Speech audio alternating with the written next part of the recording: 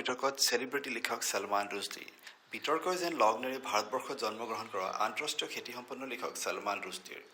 শেহতীয়াভাৱে ৰুশ্বদি বিতৰ্কত পৰিছে আমেৰিকান টিভি চেনেল ব্লুমবাৰ্গ টিভিৰ সৈতে হোৱা এটি সাক্ষাৎকাৰক লৈ। আৰু এই সাক্ষাৎকাৰত ভাৰতবৰ্ষৰ বাক স্বাধীনতা বা ফ্ৰীডম অফ স্পীচৰ ওপৰত চৰকাৰী হেঁচাৰ বিষয়ে আলোচনা কৰি।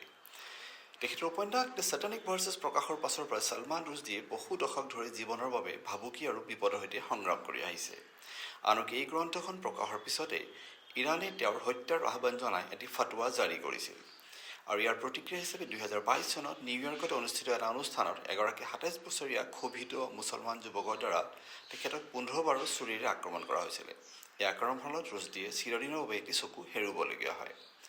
ৰুশ্বদিয়ে ভাৰতৰ সৈতে তেওঁৰ সম্পৰ্ক প্ৰসংগ কৰি উল্লেখ কৰে যে ভাৰতবৰ্ষ তেওঁৰ জন্মভূমি। তেওঁৰ চিন্তা, লেখনি আৰু কল্পনাৰ ওপৰত ভাৰতবৰ্ষৰ গভীৰ প্ৰভাৱ আছে। ভাৰতক তেওঁ নিজৰ পৰিচয়ৰ এক গুৰুত্বপূৰ্ণ অংশ বুলি মানে। লগতে তেওঁ স্পষ্টকৈ কয় যে কোনোৱে ভাল পাওক বা নাপাওক, মই ভাৰতলৈ আহিম। কোনো ভয় বা হেঁচাৰ বাবে ভাৰতৰ পৰা দূৰত নাথাকিম। ইয়াৰ উপৰিও তেখেতে বৰ্তমান দেশখনত মত প্ৰকাশৰ স্বাধীনতাক লৈ উদ্বেগ প্ৰকাশ কৰে। ছলমান ৰুশ্বদিয়ে কয় যে আজি ভাৰতৰ মত প্ৰকাশৰ স্বাধীনতা আগৰ দৰে সুৰক্ষিত নহয়। তেওঁৰ মতে লেখক, শিল্পী, চলচ্চিত্ৰ নিৰ্মাতাই এতিয়া দেশত খোলাখুলিকৈ কথা ক'বলৈ ভয় পায়। তেখেতৰ মতে বৰ্তমান কলা আৰু সাহিত্যৰ ওপৰত এক অহৰহ চাপ বিদ্যমান।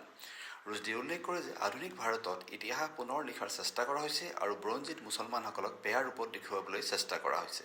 বৈচিত্ৰ্য আৰু বহুতত্ববাদ অৰ্থাৎ ডাইভাৰ্চিটি আৰু প্লুৰেলিজিমক দুৰ্বল কৰা হৈছে। তেওঁৰ মতে ভাৰতৰ শক্তি হৈছে ইয়াৰ বহুতো বিভক্ত সংস্কৃতি। তেখেতৰ মতে বৰ্তমান সময়ত ভাৰতবৰ্ষত কিতাপ নিষিদ্ধ কৰা হয়, চলচ্চিত্ৰৰ বিৰুদ্ধে প্ৰতিবাদ কৰা হয় আৰু শিল্পীক ধমকি দিয়া হয়। এই অৱস্থা গণতন্ত্ৰৰ বাবে অত্যন্ত বিপজ্জনক।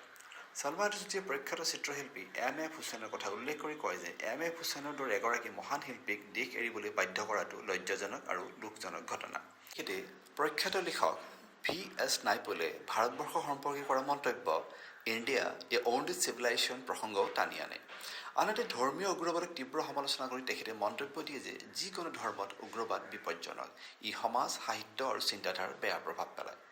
আনহাতে ৰুশ্বদিৰ এই ইণ্টাৰভিউৰ পিছতে সামাজিক মাধ্যম বা ছ'চিয়েল মিডিয়াত তীব্ৰ বিতৰ্কৰ সৃষ্টি হয়। বহুতেই তেখেতৰ এই বক্তব্যত সমৰ্থন জনালেও আন বহুতেই তীব্ৰ সমালোচনা কৰে আৰু মনত পেলাই দিয়ে যে তেখেতে নিজেই ধৰ্মীয় হিংসাৰ বলি হৈ চকু হেৰুৱাইছে। ছ'চিয়েল মিডিয়াতো তেওঁ যথেষ্ট সমালোচনাৰ সন্মুখীন হয়। সেয়া যিয়েই নহওক, মানুহক সাহসী হ'বলৈ দিয়া বাৰ্তাত তেখেতে কয় যে ভয়ৰ আগত নত হোৱাটো সমাধান নহয়। এজন লিখকৰ কৰ্তব্য হৈছে সত্য কোৱা। এয়া আছিল আজি আমাৰ বিশেষ প্ৰতিবেদন। ধন্যবাদ।